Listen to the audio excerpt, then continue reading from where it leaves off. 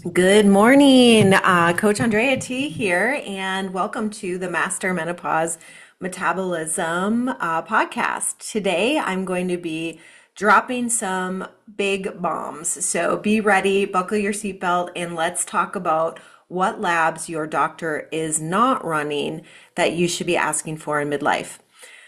So here we go.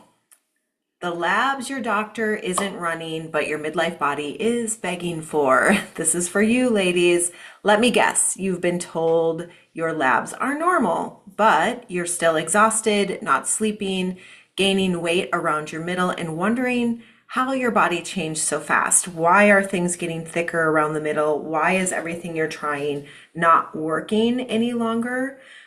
Here's the truth though. Most doctors are trained to look for disease, not dysfunction, or they're to look for normal, as in, yes, we're not having a disease.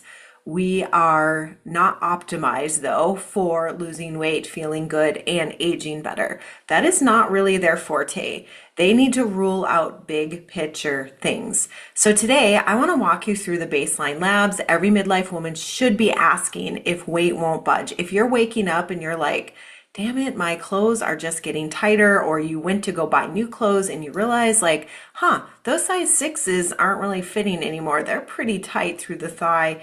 Things are kind of going in a weird direction.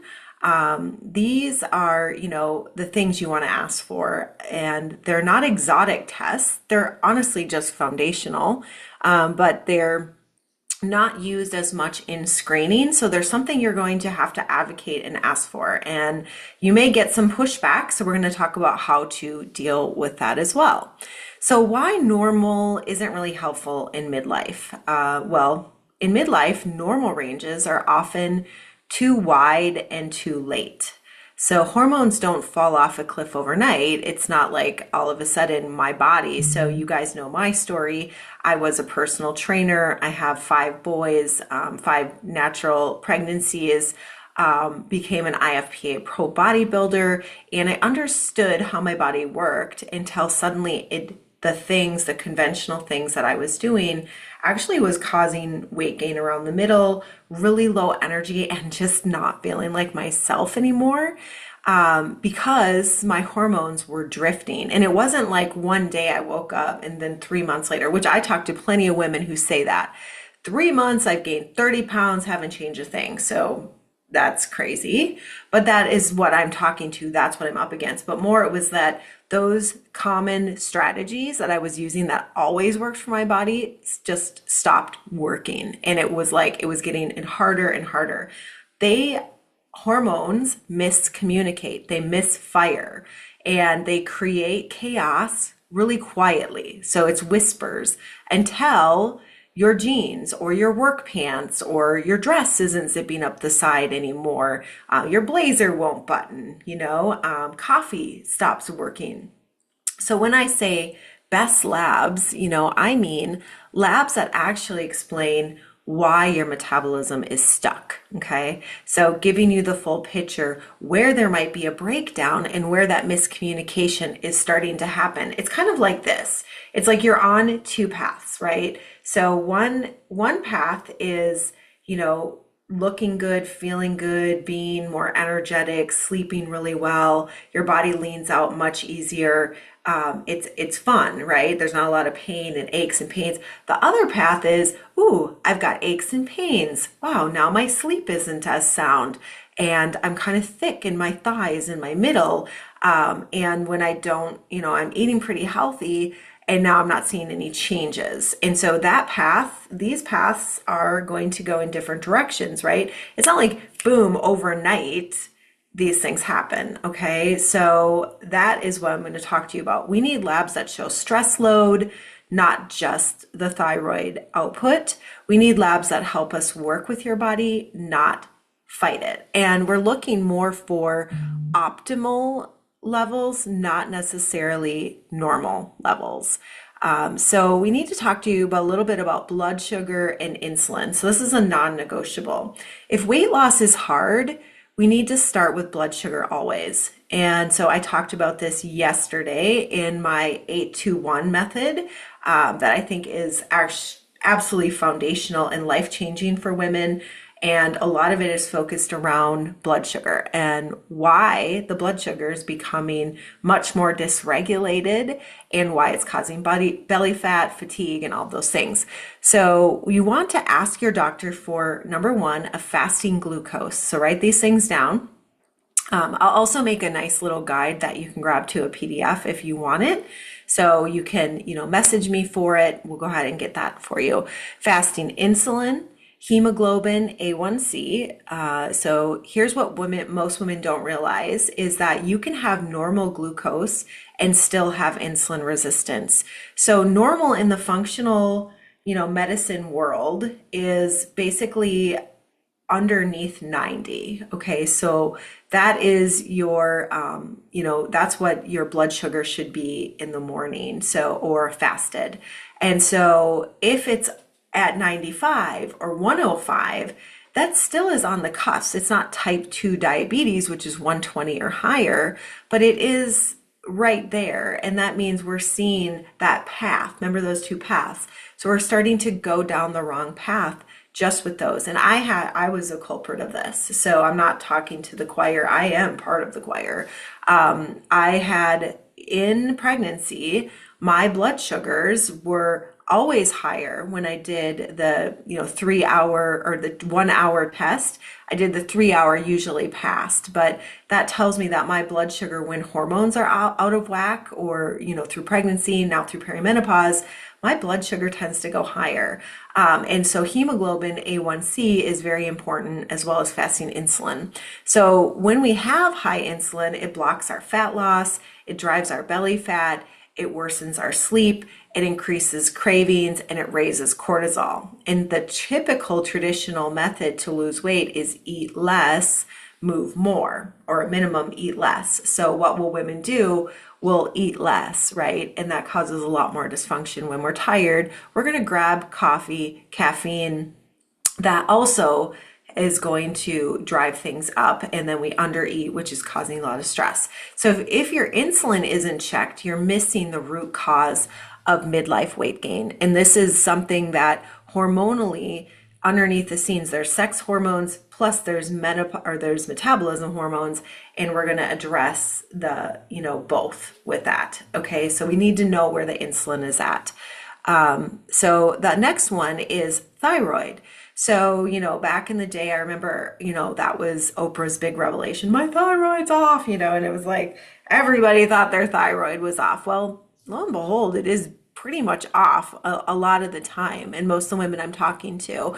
So what goes along with thyroid is a lot of issues, but this one is huge because most doctors only run something called a TSH.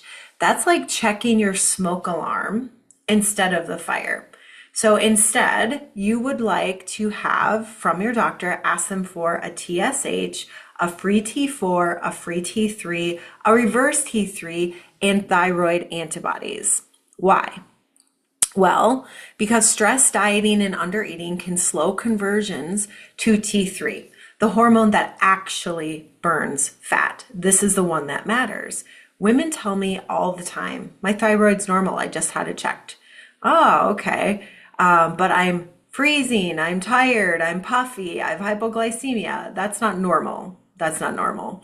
That's incomplete testing. That is, like we said, checking your smoke alarm versus checking for if there's a fire. Okay, so understanding that is going to move you light years. So it's important to understand all aspects of what your thyroid's doing and why.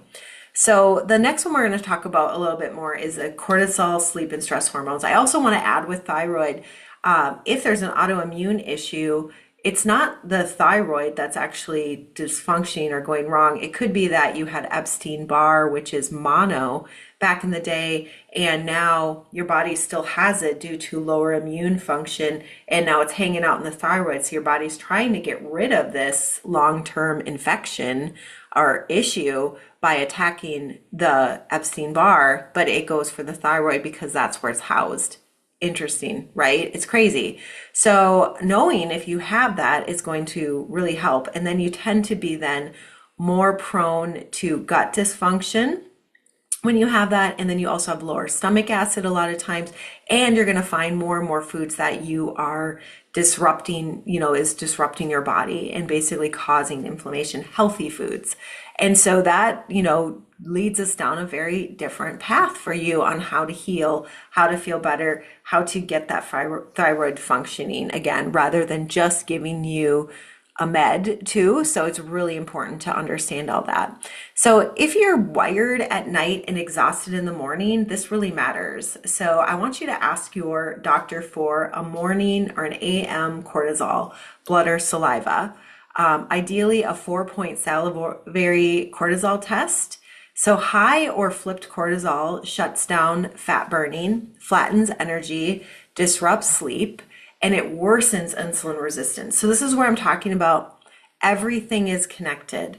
So if we understand that, like, okay, so if one thing is off, it's going to ripple effect to the rest of the body, especially in midlife. So even like going through perimenopause and now suddenly the estrogen and the progesterone are erratic, that can cause some of the cortisol then to be overstressed, or a diet that we've been on for too long, or too much activity, or not sleeping well, or not getting enough of the right nutrients for your body, all can create this issue, which then worsens the insulin resistance, which causes the belly fat. So we have to kind of go in and figure that out. So understanding the cortisol is really important. And I also want to note that, most doctors are not going to, do a salivary cortisol test. But what I like even better is the Dutch hormone test, you guys know, which is more a functional med look at everything. So understanding that is huge, because we can look at cortisol over a 24-hour period. We can also look at cortisone, and we can look at how much your body is making.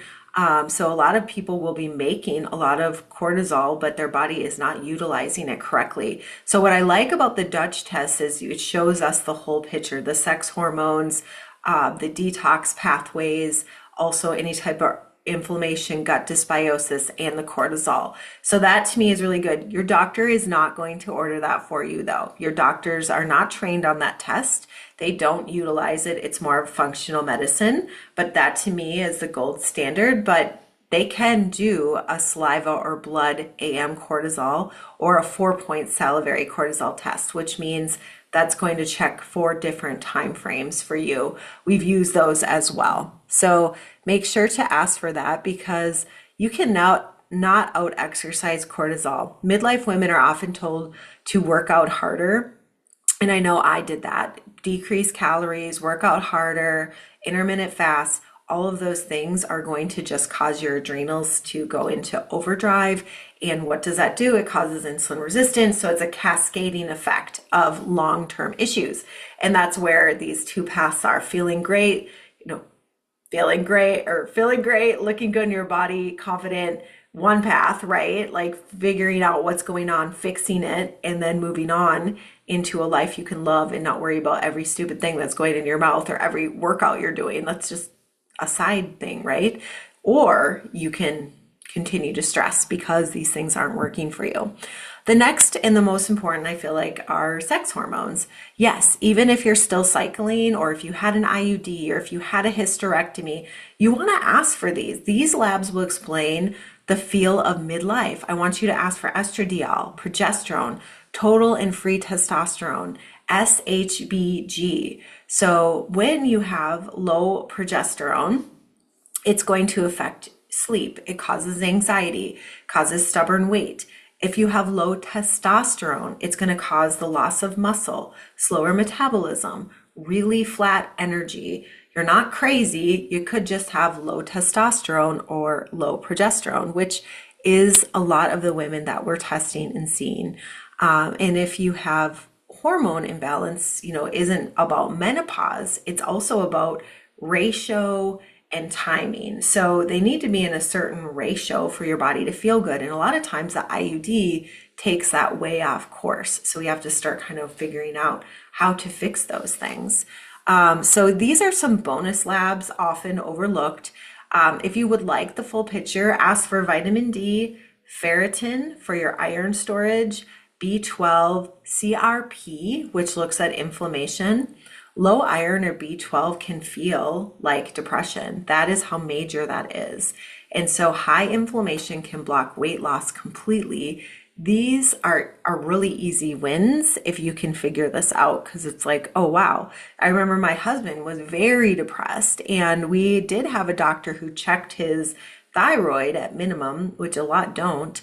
Found out he had a thyroid disorder. That's why he was like brain fog, depression, and literally like getting on meds for thyroid really helped him. And now he's had a nice journey to understand it was autoimmune, how to fix that. He had some leaky gut, he had some irritable bowel syndrome. So it kind of led us on a path of healing for him. And now he's got a lower dose of medication. He knows which foods cause these issues, which was oatmeal and rice, by the way.